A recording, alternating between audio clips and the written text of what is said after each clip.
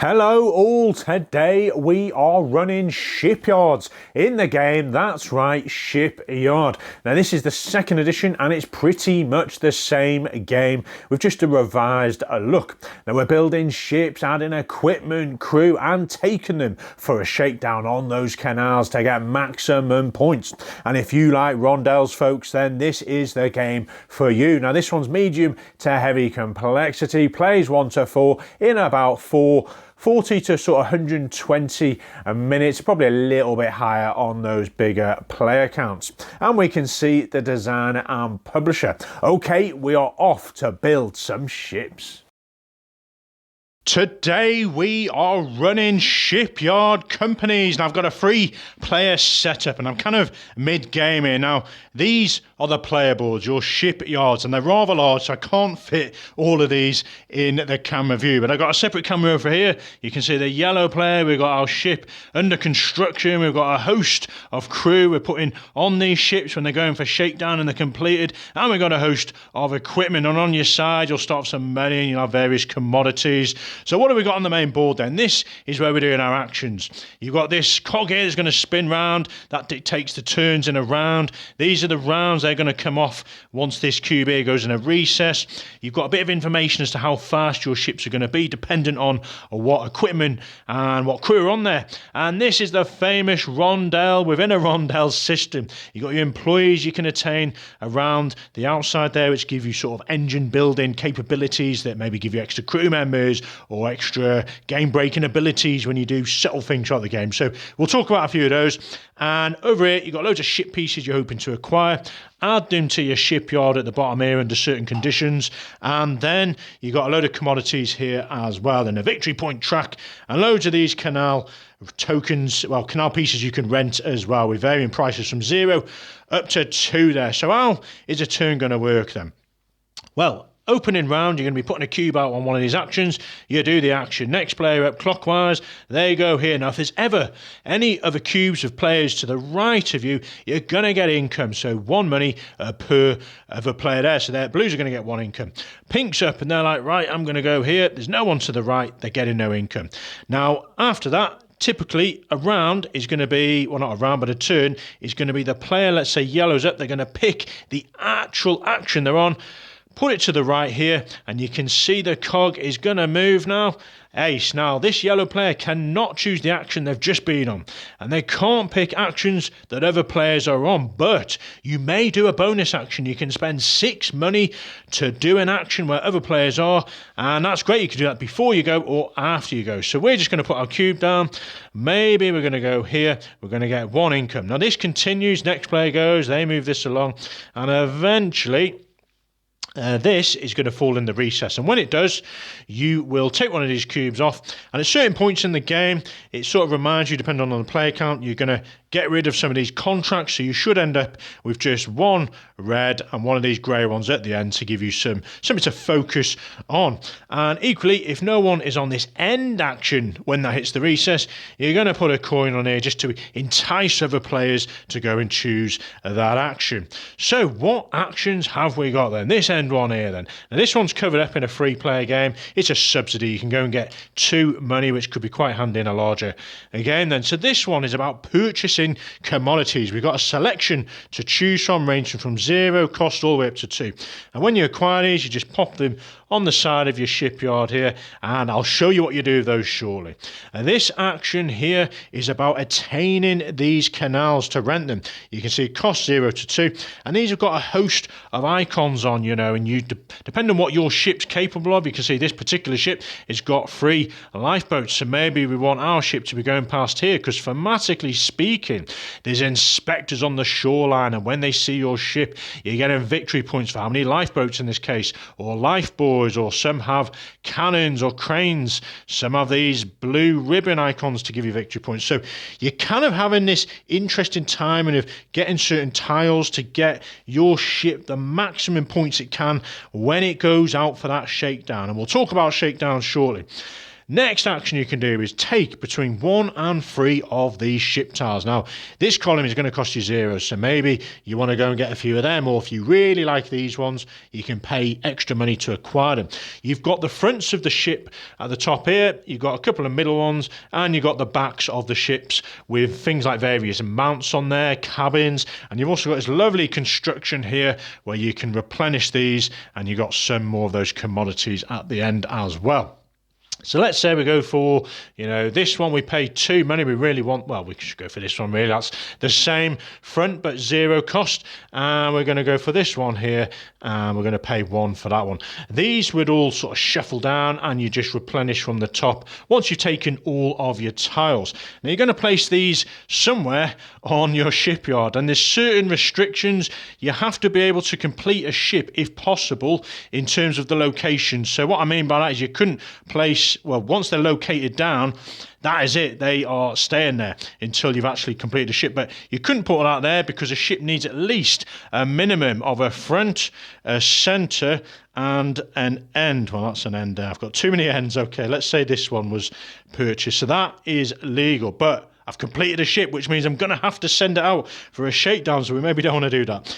You can't put, say, an end. Say these were all empty. You couldn't put an end here because where are you going to put the front and the middle? So just be mindful of where you put these tiles, and you have to have enough sort of ability to purchase them and put them in the right locations. Okay, so that is attaining pieces for your ship. The next action is the rondel for employees. So you're going to move it 1 forward, you always move it 1 clockwise. It's now in this region here, and we're going to take one of these employees.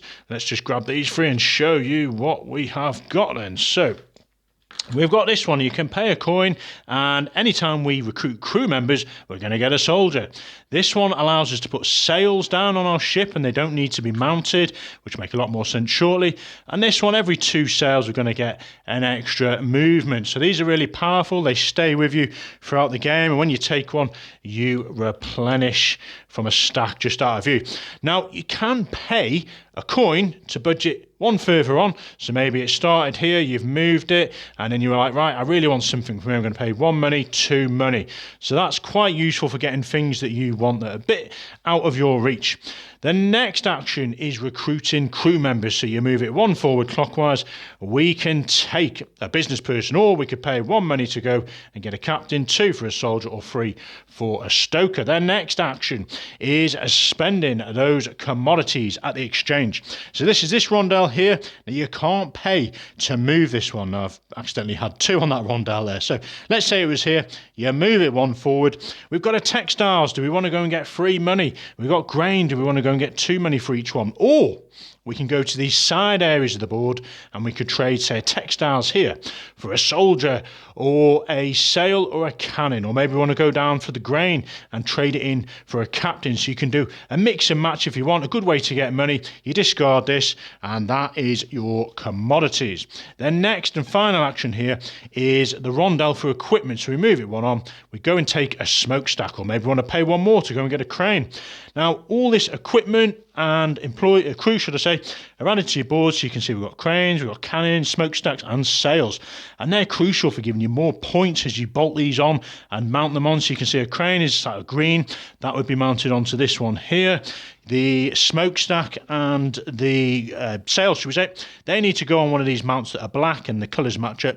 And the cannon would need to go on somewhere that is blue. So, this one here has got a blue base. You've also got these cabins, where your crew members go. So a stoker here can only ever go in a black cabin when that eventually goes out. And you've got soldiers, you've got business people. They need to go in a white cabin, and it's 1 per cabin. Your captain is a must. You can't run a ship on a shakedown without a captain. He can just go anywhere, and any more captains are going to need a white cabin as well. And that is all the action. So what we're going to do when we actually complete a ship then. So let's just say we have acquired this tile here. As soon as you put it on here, you've completed a ship.